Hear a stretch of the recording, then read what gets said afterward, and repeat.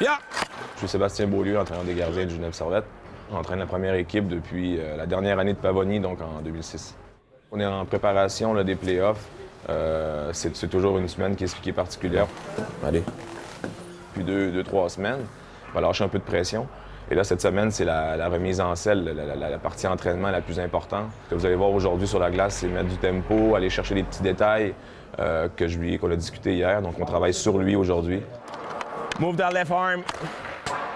Tout est beau actuellement, il joue bien depuis un bout, mais ça change tellement vite, tu sais, puis il a déjà vécu, lui, il le sait aussi, donc t'as beau être favori, t'as beau être négligé, des fois ça prend 10 minutes, puis tout a changé.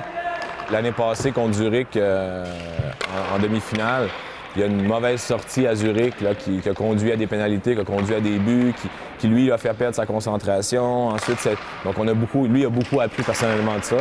Et puis là, on a juste préparé un peu les scénarios catastrophiques. Ça, j'aime bien faire ça aussi avec lui. Donc, on prépare un peu ce qui peut arriver de pire. Comme ça, quand ça se présente, ben, tu réagis de la bonne façon au lieu de te retrouver dans un chaos total. Alors, plus ton jeu est sur les détails, plus il est basé sur des repères, moins il y a de risques.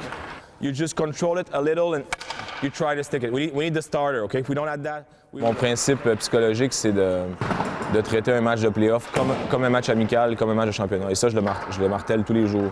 Je commence mon année comme ça au mois d'août en disant que jouer dans la pression, jouer dans l'adversité, en fait, ceux qui modifient, qui sont moins bons, c'est qu'ils modifient leur jeu.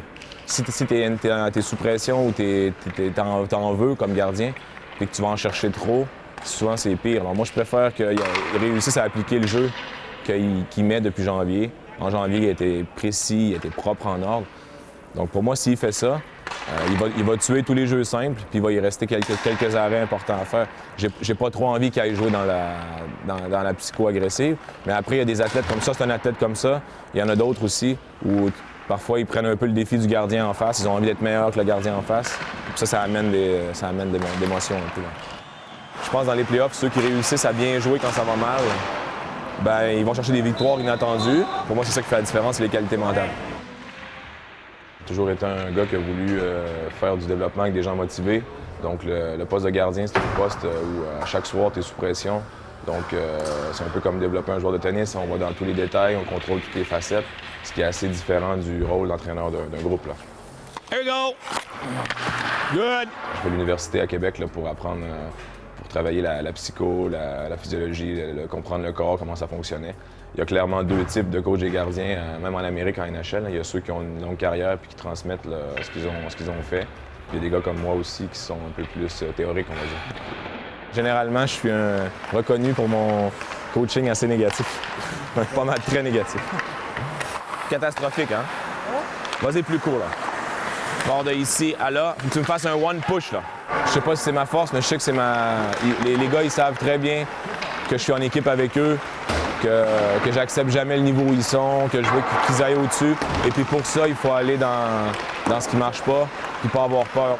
Because I hate when you pre-draft. That's what I told you Monday. I hate when you commit and I don't feel... I know. J'ai la chance de travailler dans un contrôle total de ce que je fais. Donc sur les gardiens, ça n'en mêle pas du tout. Donc moi, je vais intervenir sur les gardiens adverses un petit peu, leur donner des trucs au staff d'entraîneur puis à l'équipe. Mais c'est vraiment... Je me sens vraiment comme un entraîneur individuel.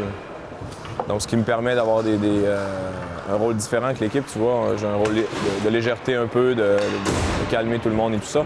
J'ai aucun apport réel à la cohésion de groupe sur la glace. Donc je travaille avec les gars individuellement, tout ça. Donc ça fait du bien dans le staff d'avoir quelqu'un comme ça. Puis ça vient du fait que justement je peux faire mes trucs tranquilles puis faire mes affaires.